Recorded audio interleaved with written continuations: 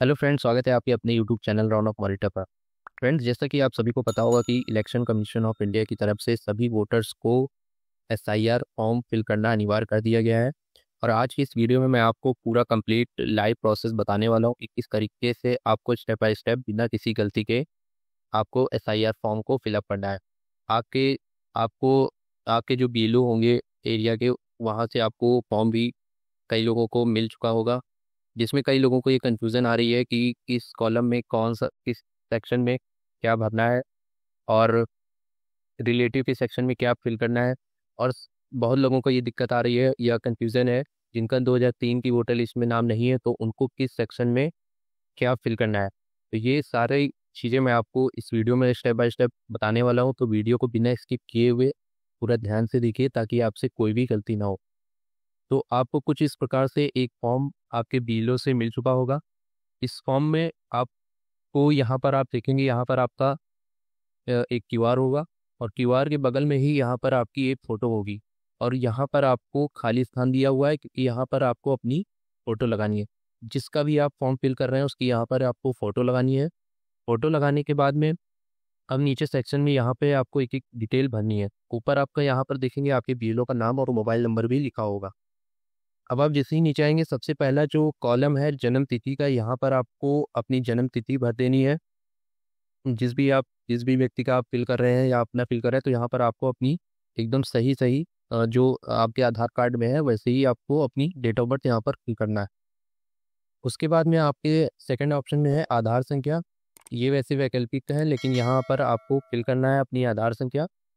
फिर तीसरे नंबर पे आपको अपना एक वैलिड मोबाइल नंबर यहाँ पर फिल कर देना है। इसी प्रकार से जब नीचे आएंगे, यहाँ पर आपको अपने पिता का नाम या फिर आप माता का नाम, किसी एक का नाम यहाँ पर फिल करेंगे। उसके बाद में नीचे पिता अभिभावक का जो ईपीआईसी संख्या यानी कि जो वोटर संख्या है जो आपका ईपी पिता का ईपिक संख्या होगी, जो वोटर आईडी कार्ड की संख्या होती है, उसको यहाँ पर आपको फिल करना है। ये भी आपका जो वैकल्पिक है साइड में लिखा हुआ है क्योंकि यदि उपलब्ध हो, अगर उपलब्ध है तो आपको यहाँ पर फिल कर देना है। फिर उसी प्रकार से आपको अपनी माता का नाम यहाँ पर फिल करना है। नीचे आएंगे, यहाँ पर माता का एपिक संख्या, वोटर नंबर यहाँ पर जो है उनका वो फिल कर देंगे अगर है तो। उसी प्रकार से नीचे आएंगे, यहाँ पे पति या पत्नी का नाम। अब अगर यहाँ पर किसी कोई व्यक्ति अपना फिल कर रहा है फॉर्म, तो यहाँ पर अगर उसकी शादी हो गई है तो यहाँ पर अपनी वो पत्नी का नाम फिल करेंगे। उसके बाद अगर यहाँ पर कोई ये मान लीजिए अपनी कोई महिला फॉर्म फिल कर रही है, तो वो यहाँ पर अगर उनकी शादी हो गई है तो वह यहाँ पर अपने पति का नाम फिल करेंगे। और उसी के अकॉर्डिंग यहाँ पर उसका यहाँ पर इपिक नंबर यहाँ पर फिल करेंगे, पति या पत्नी। अगर पति फिल यानी कोई आदमी अगर फिल कर रहा है, व्यक्ति फिल कर रहा है, तो यहाँ पर वो अपनी पत्नी का इपिक नंबर अगर अवेलेबल है। और अगर कोई महिला फॉर्म को फिल कर रही है तो यहाँ पर अपने पति का यहाँ पर इपिक नंबर फिल करेंगे। अब नेक्स्ट जो यहाँ पर हैं दो सेक्शन दिए हुए हैं, यहाँ पर कई लोगों को कंफ्यूजन आ रही है कि इस सेक्शन में क्या भरना है और इस सेक्शन में क्या भरना है। तो यहाँ पर अब आपको ध्यान से जरा सुनिएगा, देखिएगा मतलब। तो यहाँ पर जैसे पहले वाले जो सेक्शन है यहाँ पर आप देखेंगे, तो इसमें लिखा हुआ है पिछले एसआईआर की मतदाता सूची में मतदाता का विवरण। अगर आपके 2003 की वोटर लिस्ट में नाम नहीं है तो उस केस में यहाँ पर आपको ये कॉलम नहीं फिल करना है। ये आपको ध्यान रखना है। अगर यहाँ पर आपके 2003 की लिस्ट में नाम नहीं है तो यहाँ पर फिल नहीं करना है। मैं अभी आपको बताऊंगा भी 2003 की लिस्ट आपको कैसे डाउनलोड करनी है। अब अगर 2003 की लिस्ट में नाम नहीं है तो अब यहाँ पर आपको ये वाला सेक्शन फिल करना है। और इसमें आपको अपनी डिटेल नहीं, अपने माता या अपने ग्रैंडफादर या अपने दादा दादी किसी भी जो 2003 की लिस्ट में अपने माता मतलब पिता या माता का किसी का भी नाम हो, तो उसकी डिटेल यहाँ पर आपको फिल करनी होगी। उसके लिए आपको 2003 की लिस्ट डाउनलोड करनी पड़ेगी, वहाँ पर उनका नाम देखना पड़ेगा। तो वहाँ पर जब आप देखेंगे उसमें उस केस में यहाँ पर आपको फिर उनकी डिटेल यहाँ पर फिल करनी होगी। सबसे पहले नाम, फिर इपिक नंबर। मान लीजिए आपके पिता का नाम है उस लिस्ट में, तो यहाँ पर अपने पिता का नाम फिल करेंगे। फिर उनका जो इपिक नंबर है वो फिल करेंगे। फिर संबंधी का नाम, यहाँ पर अगर आप अपने पिता की डिटेल दे रहे हैं तो यहाँ पर अपने पिता का नाम फिल करेंगे जैसा आपकी 2003 की लिस्ट में है लिखा हुआ है, मतलब वो यहाँ पर आपको देकर फिल करना है। उसके बाद संबंध बताएंगे। अगर आप अपने पिता का भर रहे हैं डिटेल तो यहाँ पर पिता लिख देंगे और फिर जिला लिख देंगे। जिला यहाँ पर 2003 की लिस्ट में जहाँ पर उस समय वोट डालते थे उस समय उस जिले का जो भी नाम था उस जिले का नाम यहाँ पर फिल करेंगे। उसके बाद में राज्य कौन सा था उसकी डिटेल फिल करेंगे। अब यहाँ पर एक कन्फ्यूज़न और होगी कि अ, जिनकी एज 38 साल से कम है, यहाँ पर आपको ध्यान से देखना है। 38 साल से जिनकी एज कम है उनका तो पहली बात तो 2003 की लिस्ट में नाम नहीं होगा। तो उस केस में अपने पिता या माता का नाम आप देखेंगे 2003 की लिस्ट में, उसकी यहाँ पर डिटेल देंगे। और महिला के केस में अगर जिस महिला की शादी नहीं हुई है, 38 साल से कम उम्र है, तो उस केस में यहाँ पर महिला का जो महिला के जो पिता होंगे तो वो उनको अपने मतलब अपने पिता की ओर से अब उनकी 2003 की लिस्ट निकालनी होगी। और उसकी डिटेल यहाँ पर अगर महिला ये फॉर्म फिल करेंगे तो उस केस में यहाँ पर उनको अपनी डिटेल फिल करनी होगी। ये सारा फिल करने के बाद में नीचे आप देखेंगे विधानसभा निर्वाचन क्षेत्र का नाम, यहाँ पर अपने तहसील का नाम लिख देंगे। उसके बाद में विधानसभा निर्वाचन क्षेत्र की संख्या, ये काफ़ी लोगों को ढूंढने में दिक्कत आ रही होगी कि ये कहाँ से उनको मिलेगा या कहाँ से पता चलेगा, वो भी मैं आपको दिखाऊंगा। उसके बाद में भाग संख्या, फिर है क्रम संख्या। अब इसको आपको कैसे निकालना है, लास्ट में आपको यहाँ पर अपना साइन और तारीख डाल करके अपने बीएलओ को जमा करना होगा।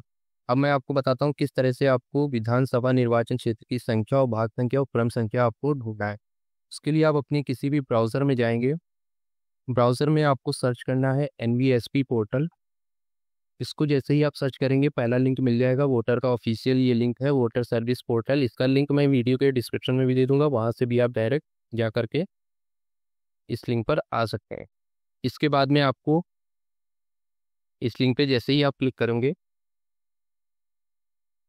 अब आपको कुछ इस प्रकार से इंटरफेस दिखेगा। के बाद में अब आपको ये राइट साइड में एक सेक्शन मिलेगा सर्विस में, search your name in last SIR, इस पर आपको क्लिक कर देना है। जैसे ही आप इस पर क्लिक करेंगे यहाँ पर आपको अपना स्टेट सेलेक्ट करना है।